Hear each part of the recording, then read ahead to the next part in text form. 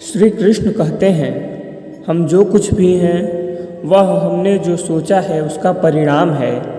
हम अपने विचारों से बने हैं, हम अपने विचारों से ढाले जाते हैं। ऐसा कोई समय नहीं था जब मैं नहीं था, न आप, न ही इनमें से कोई राजा, न ही कोई भविष्य है जिसमें हम नहीं रहेंगे।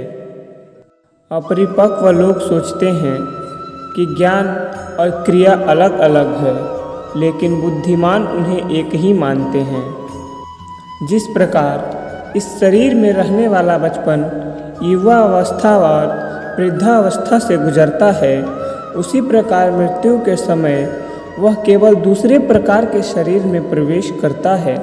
बुद्धिमान इसके बहकावे में नहीं आते हैं। न यह शरीर तुम्हारा है और न तुम इस शरीर के। यह शरीर तो अग्नि, जल, वायु, पृथ्वी, आकाश से बना है और इसी में मिल जाएगा, परंतु आत्मा स्थिर है। फिर तुम क्या हो? तुम अपने आप को मुझे अर्पित करो। यही सबसे उत्तम सहारा है। जो इस सहारे को जानता है वह भय, चिंता, शोक से सर्वदा मुक्त है। जो कर्म में अकर्म देखता है और अकर्म में कर्म देखता है वह चतुर है। इच्छाओं में कमी ही सुख की कुंजी है। कोई भी व्यक्ति जो अच्छा काम करता है उसका कभी भी बुरा अंत नहीं होगा, चाहे यहाँ या आने वाले संसार में। जो पहले विष जैसा लगता है लेकिन अंत में अमृत जैसा स्वाद लेता है, यह सत्व का आनंद है जो स्वयं के साथ शांति से पैदा हुआ है। उम्मीद ही आपको रिश्ते में कमज़ोर बनाती है। उम्मीद का जन्म आपके मन में ही होता है। शांत, नम्रता, मौन, संयम और पवित्रता ये मन के अनुशासन हैं। सभी स्वार्थी इच्छाओं पर काबू पाना पर्याप्त नहीं है। स्वामित्व और अहंकार को वश में करना ही आवश्यक है। जिसे तुम अपना समझकर मग्न हो रहे हो, बस यही प्रसन्नता तुम्हारे दुखों का कारण है। कर्म मुझसे नहीं चिपके रहते हैं, क्योंकि मैं उनके परिणामों से जुड़ा नहीं हूँ। जो लोग इसे समझते हैं और इसका अभ्यास करते हैं, वे स्वतंत्रता में रहते हैं। जो मनुष्य प्रकृति के गुणों से अनासक्त है और जो पूरी तरह से दिव्य ज्ञान में स्थित है, उसका कार्य पूरी तरह से परात्परता में विलीन हो जाता है।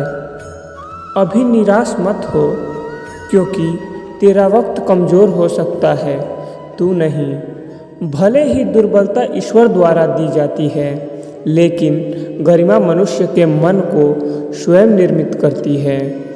अंत में सभी आत्माओं को परमात्मा से मिल ही जाना है।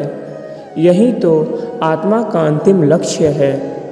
सभी जीव मुझ में हैं और मैं सभी जीवों में हूँ। तुम्हारा कर्म ही तुम्हारे भाग्य का निर्माण करता है।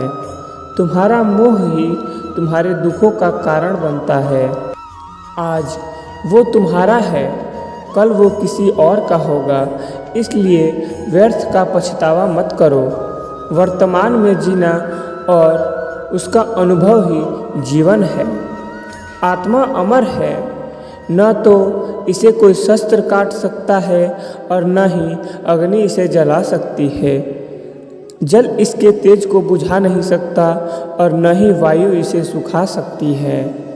किसी और की जीवन की नकल को पूर्णता के साथ जीने की तुलना में अपने भाग्य को अपूर्ण रूप से जीना ही बेहतर है। आप बुराई से कुछ समय के लिए बच सकते हो, लेकिन बुराई तो तुम्हें हजारों की भीड़ में भी तुम्हें ढूंढ लेगी। जैसे गायों की झुंड में बछिया अपने माँ को ढूंढ लेती है। सभी जीवों का निर्माता मैं हूँ। किसी भी जीव को कष्ट देकर तुम मुझे खुश कैसे देख सकते हो? कृष्ण का सेवक बनकर ही जीवन सफल होता है। चिंता नहीं, चिंतन करो। घमंड व्यक्ति को ले डूबता है।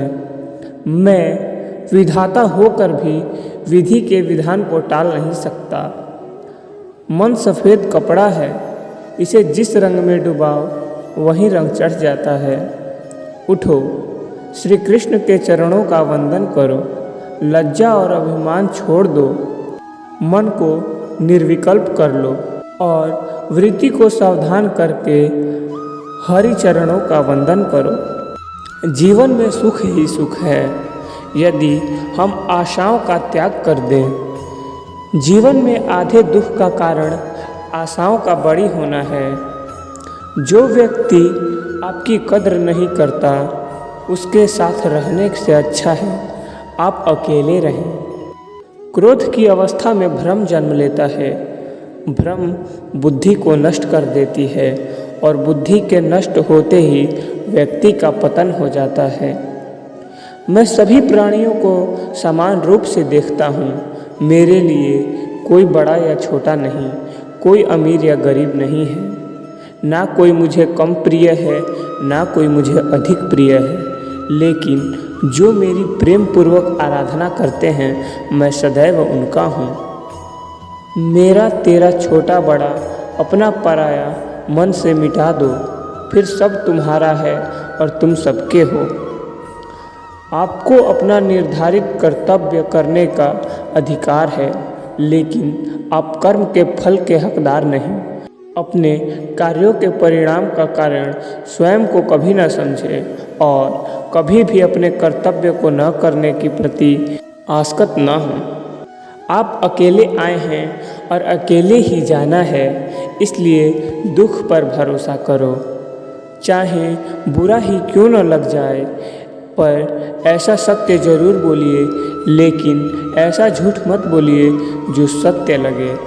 प्रेम का अनुभव एक ऐसा अनुभव है तो व्यक्ति को कभी परास्त नहीं होने देता।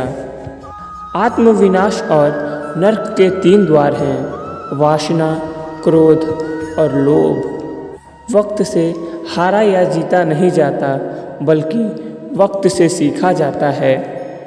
यदि मन बेचैन है और इसे नियंत्रित करना कठिन है, लेकिन अभ्यास के द्वारा इसे वश में किया जा सकता है।